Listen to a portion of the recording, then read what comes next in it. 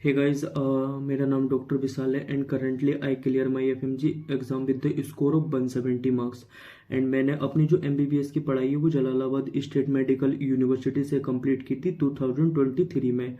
And ये मेरा third attempt था गाइज। मैं आपको ब्रीफली बता देता हूँ कि फर्स्ट अटेम्प्ट में जो थे मेरे वो 135 मार्क्स आए थे एंड सेकेंड अटेम्प्ट में 146 मार्क्स थे मेरे एंड थर्ड अटेम्प्ट में मेरे 170 मार्क्स थे। तो गाइज हम इसमें ना ब्रीफली बात करेंगे कि मैंने अपनी एफएमजी प्रिपरेशंस के लिए कौन सा रिसोर्स यूज़ किया था, मैंने कौन सी मिस्टेक की थी फर्स्ट अटेम्प्ट में एंड सेकेंड अटेम्प्ट में एंड थर्ड अटेम्प्ट में इतना अच्छा क्या किया कि जो मैंने मतलब एग्ज़ाम निकाल दिया। तो बेसिकली मैं बता देता हूँ, सबसे पहले मैंने जो अपनी 12th की जो परीक्षा पास की है वो बेसिकली हिंदी मीडियम से की थी। तो मेरे लिए ना मतलब चीज़ों को समझना बहुत ज़्यादा डिफिकल्ट हो जाता। मतलब आप एक हिंदी मीडियम कॉलेज से पढ़ के गए हो, स्कूल से, एंड आप फिर यूनिवर्सिटी जा रहे हो जिसमें आपको सब टोटली इंग्लिश में पढ़ाया जाएगा। बट ये मेरा ड्रीम था कि मैं एमबीबीएस करूं। बेसिकली मतलब ये मेरा शुरू से था कि जब मैंने मतलब अपने स्कूल में एडमिशन लिया था तो मैंने सोचा था कि एमबीबीएस तो करना ही करना है। तो ये मेरा ड्रीम था। बट हाँ, मतलब इस चीज़ को मुझे फेस करना पड़ा जब मैंने मतलब फॉरेन कंट्री में एडमिशन लिया था जलालाबाद स्टेट मेडिकल यूनिवर्सिटी में। मतलब मेरा एडमिशन हुआ था किर्गिस्तान में जो बेसिकली है। तो मतलब एडमिशन तो ले लिया था कि चलो एमबीबीएस तो करना है, ठीक है। तो मतलब मैंने फिर सोचा कि यार फोर्थ ईयर में आते आते मतलब फर्स्ट सेकंड ईयर में कुछ पता नहीं था कैसे क्या करना है, और थर्ड ईयर में आके पता चला कि एफएमजी का एग्ज़ाम होता है तो प्रिपेयर करना पड़ेगा क्योंकि वो लाइसेंस एग्ज़ाम होता है इंडिया के लिए। तो मैंने सोचा चलो यार मैरो बाय कर लेते हैं। तो फिर मेरा प्राइमरी रिसोर्स तो बेसिकली मैरो था। मतलब मैं लेक्चर्स वगैरह सब देखता था कि यार हाँ चलो ये पढ़ लेते हैं, ओबीजी बहुत ज़्यादा इंपॉर्टेंट है, उसका वेटेज बहुत ज़्यादा इंपॉर्टेंट है, सर्जरी। तो मैंने सोचा कि चलो थोड़ी थोड़ी स्टडी चालू करते हैं। तो मैंने पढ़ना चालू किया था। बट मैं पढ़तो तो था, मतलब लेक्चर्स भी कंप्लीट कर लिए मैंने, नोट्स भी कंप्लीट कर लिए। बट मेरे को ना मतलब मेरी अंडरस्टैंडिंग इतनी अच्छी नहीं थी कि मैं हर चीज़ को समझ पाता था कि मतलब यही सब फंडा था यार कि जो मेरे साथ हो रहा था। ठीक है, मतलब अब चलो फोर्थ ईयर भी कंप्लीट हो जाता है, फिफ्थ ईयर में मतलब हमारी वो डिग्री वगैरह कंप्लीट थी। तो उसमें सब मतलब ऐसे निकल गया। फिर मतलब इतनी अच्छी गाइडेंस भी नहीं थी तो फिर पढ़ाई नहीं हो पाई थी। देन मैं फिर घर पे आया कि यार चलो अब एफएमजी का एग्ज़ाम आ गया है, तो कुछ पढ़ लेते हैं। तो फिर मैंने मतलब अच्छे से प्रिपरेशन चालू की। क्योंकि मेरा सबसे मेन फैक्टर मतलब जो वीक फैक्टर था ना वो यही था कि यार मैं मतलब चीज़ पढ़ तो लेता था बट मेरे को ना मतलब अंडरस्टैंडिंग नहीं थी कि यार जैसे मैंने फ्यूक्रोमोसाइटोमा का टॉपिक पढ़ा तो वो पढ़ लिया यार, बट उसमें क्या होता है, कैसे क्यों होता है, कहाँ से वो होता है, तो वो सब मेरे समझ में नहीं आता था। तो मैं रट्टा तो मान लेता, बट रट्टा मारने से आपका एग्जाम नहीं निकलेगा। तो बेसिकली फिर मैंने मतलब चीज़ों को समझा कि यार कैसे क्या करना है। तो फिर मैं घर पे आया तो फिर मैंने मैरो के नोट्स ऑर्डर किए थे अपने रैपिड रिवीजन के, एंड इसके साथ साथ मैंने मैरो की क्यू बैंक लगाई थी एंड प्रीवियस ईयर क्वेश्चंस किए थे, कितने साल के किए थे, एंड नीट पीजी के एनए सेट के, एंड वो भी सब हम बताएंगे। मतलब मैं ब्रीफली बात करूंगा इसके बारे में कि आपको कितने मतलब कितने ईयर्स के प्रीवियस ईयर क्वेश्चंस लगाने चाहिए नीट पीजी एफएमजी के, वो सब हम बात करेंगे। तो मेरा बेसिकली जो प्राइमरी रिसोर्स था वो मेरा क्या बोलते हैं मैरो था, ठीक है। एंड जो इसके साथ साथ मैंने एक फर्स्ट एड की बुक यूज़ की थी, वो रियली बहुत हेल्पफुल करी, मतलब हेल्पफुल थी। मतलब मैं बताऊंगा उसके बारे में, हम ब्रीफली अगले वीडियो में बात करेंगे। तो जो फिर मैंने घर पे आने के बाद मैंने अपनी प्रिपरेशन चालू की थी। तो मेरे फर्स्ट अटेम्प्ट में चलो मैंने सोचा यार कि दे ही देते, मतलब जितना भी पढ़ाए जैसा भी पढ़ाए, मतलब इतनी ज़्यादा नॉलेज तो नहीं थी बट फिर भी मैंने दिया कि चलो। फिर मेरे फर्स्ट अटेम्प्ट में 135 मार्क्स आए थे, ठीक है। तो यही था। एंड सेकंड अटेम्प्ट में मतलब मैंने इतनी ज़्यादा क्वेश्चंस प्रैक्टिस नहीं की थी कि चलो यार थ्योरी पढ़ लेते हैं, क्योंकि थ्योरी भी बहुत ज़्यादा स्ट्रॉन्ग होगी तभी एग्ज़ाम निकलेगा। बट ये मैटर नहीं करता है, क्योंकि जितनी आपकी थ्योरी स्ट्रॉन्ग है इससे ज़्यादा आपकी एमसीक्यूज प्रैक्टिस स्ट्रॉन्ग होनी चाहिए, क्योंकि अपना एग्ज़ाम जो है ना वो एमसीक्यूज बेस्ड है, ना कि थ्योरी की बेस्ड।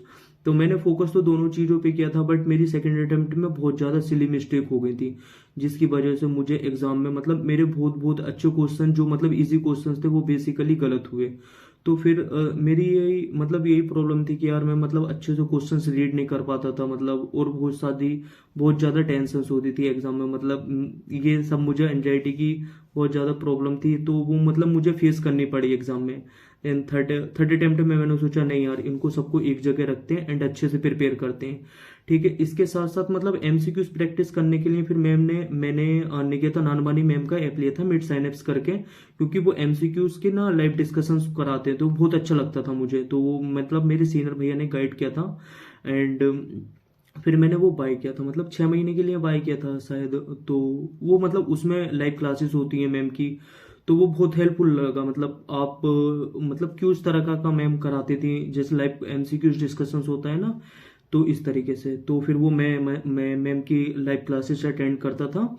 उसके साथ साथ मैंने फर्स्ट एड बुक यूज़ की थी अपने एफएमजी एग्जाम्स के लिए, तो उसके बारे में भी हम ब्रीफली बात करेंगे कि मैंने क्यों यूज़ की थी। बेसिकली वो यूएसएमएल एग्जाम के लिए यूज़ करते हैं, तो उसके बारे में हम बात करेंगे नेक्स्ट वीडियो में। एंड मैंने मिड साइनएप्स करके एक ऐप था मैम का, वो मैंने अच्छे से पढ़ा था। मतलब उसमें मैं श्योर शॉर्ट कराती थी और मैरो मैंने कंप्लीट करा था अच्छे से, तो मतलब थोड़ा बेस बनने लगा। तो फिर मुझे मेरे अंदर कॉन्फिडेंस आने लगा कि यार इस बार तो अच्छे से एग्जाम दे के आना है। फिर मैंने फर्स्ट एड जो बुक थी ना वो ब्रीफली पढ़ी थी, मतलब अच्छे से पढ़ी थी कि यार हर चीज मुझे पता था कि यार ये क्वेश्चंस कहाँ से आ रहा है, ये वाला क्वेश्चंस कहाँ से आ रहा है। मतलब मैंने एनालाइज करा, फिर मैंने एफएमजी और नेट पीजी के पीवाईक्यू का एनालाइज करा, उनकी सेपरेट बुक बनाई थी। एंड जो भी मेरे मतलब एमसीक्यूज लास्ट मैंने 5 इयर्स के अप्रोक्स एफएमजी के करे थे और नेट पीजी के लाइक कितने मैरो में अप्रोक्स 2018 के दे रखे हैं, तो 18 से मैंने 24 तक के करे थे। एंड आईने सेट के भी मैंने पूरे कंप्लीट करे थे, मतलब 2018 से कंप्लीट करे थे मैंने 2024 तक, मतलब same net PG and FMG के एंड आईने सेट को ऑल्सो। मतलब 5-5 साल के, तो मैं 6 साल के या 5-5 साल के आप करके जाना, मतलब अपकमिंग एग्जाम के लिए। तो बेसिकली मैंने 5 साल के अपने एफएमजी के एग्जाम करे थे एंड 5 साल के मैंने नेट पीजी के एंड 5 साल के आईने सेट के exam previous year questions paper करके गया था।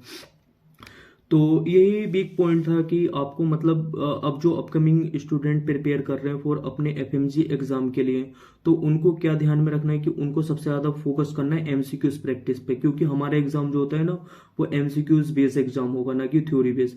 बट थ्योरी आपकी मैटर करती है, बट थ्योरी भी पढ़नी है आपको। उसके साथ साथ मतलब 100 अभी अगर आप फ्रेशर हैं तो आप अप्रोक्स मतलब 100 क्वेश्चंस पर डे से स्टार्ट करें एंड हल्के हल्के इंक्रीज कर देना उनको। अगर आप रिपीटर हैं तो आप तो मतलब बेसिकली फोकस करें कि एमसीक्यूज प्रैक्टिस ज़्यादा करें। मतलब जो मैंने मतलब फेस किया था कि यार एमसीक्यूज प्रैक्टिस कितनी मायने रखती है, तो उसके लिए तो मैंने मैरो की क्यू बैंक की थी और मैरो से ही पीवाईक्यू की थी, क्योंकि उससे अच्छी क्यू बैंक मुझे किसी की लगी नहीं थी।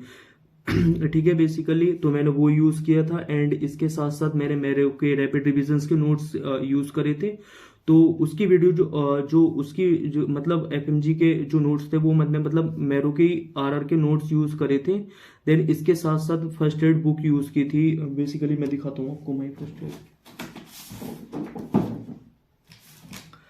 ये वाली शायद आपको शायद ऐसे नहीं दिखाई दे रही होगी क्योंकि वो कैमरा सामने से चल रहा है। तो ये बुक यूज की थी, मतलब इस तरीके से आपको दिखाऊंगा, नेक्स्ट वीडियो हम इसकी बात करेंगे। तो ये बेसिकली मैंने यूज की थी। रैपिड रिविजन्स मैरो का मैंने बेसिकली कुछ सब्जेक्ट्स के लिए यूज किया था, जैसे सर्जरी है, अपना पीएसएम है एंड ऑप्स गायनी है, एंड इसके साथ साथ क्या बोलते हैं डर्मा था एंड रेडियो था, बेसिकली इन सब्जेक्ट्स के लिए। एंड एफएमटी, ये बेसिकली मैंने सब्जेक्ट वहां से करे थे। बाकी जितने भी मेरे सब्जेक्ट बचे थे वो मैंने सब फर्स्ट एड बुक से किए थे। कुछ 10 सब्जेक्ट मैंने फर्स्ट एड बुक से कंप्लीट करे थे। एंड गाइज ये बुक ना बहुत अच्छी है, तो मैं सजेस्ट करूंगा कि अगर आप मतलब अपकमिंग एग्जाम के लिए प्रिपेयर कर रहे हैं तो डेफिनेटली यूज दिस बुक्स। इसकी ब्रीफली बात करेंगे हम नेक्स्ट वीडियो में कि आप कैसे आप इसको यूज कर सकते हैं। देखो इस बार अप्रोक्स मैं बताऊं मतलब मेरे पॉइंट ऑफ व्यू से, क्योंकि मैं लास्ट के 10 दिन में मैं मतलब पढ़ तो रहा था इस बुक को, मतलब इस बार बहुत अच्छे से पढ़ के गया था। एंड मैंने जब आके घर अपना रिकॉल चेक करा तो अप्रोक्स मतलब 70 questions directly from first aid, मतलब directly indirectly questions first aid से ही आए थे बेसिकली मैं बताऊं तो। मैं आपको वो मतलब रेफरेंस भी दूंगा कि कौन सा क्वेश्चंस कहाँ से आया था, किस तरीके से आया था, तो वो सब बताऊंगा मैं नेक्स्ट वीडियोस में, ठीक है। एंड गाइज इस वीडियो को हम यहीं पे स्टॉप करते हैं एंड फिर मैं नेक्स्ट वीडियोस में बताऊंगा कि आप कैसे प्रिपेयर कर सकते हैं एंड गाइज मैंने क्या क्या डिफिकल्टीज अपनी एफएमजी एग्जाम के दौरान फेस की थी वो सब अच्छे से और मैं बताऊंगा नेक्स्ट वीडियोस में, क्योंकि गाइज ये फर्स्ट वीडियोस मैं बना रहा हूँ ना, तो मुझे बहुत ज्यादा डर सा लग रहा है, मतलब आई मीन मुझे नहीं पता क्यों लग रहा है, बट मैं ट्राई कर रहा हूँ कि इसमें अच्छा वीडियो मैं बेस्ट दूं अपना। एंड नेक्स्ट गाइस तो इस वीडियो को हम यहीं पे स्टॉप करते हैं, एंड नेक्स्ट वीडियोस में हम स्ट्रेटेजी के बारे में मतलब डिस्कस करेंगे कि आप फर्स्ट एड कैसे यूज़ कर सकते हैं, एंड मैं बताऊंगा आपको किस तरीके से फर्स्ट एड यूज़ कर सकते हो फॉर अपकमिंग एफएमजी एग्जाम्स के लिए। ठीक है, तो thank you so much guys for watching this video. If you like this video please subscribe to my YouTube channel and like this video. Thank you guys.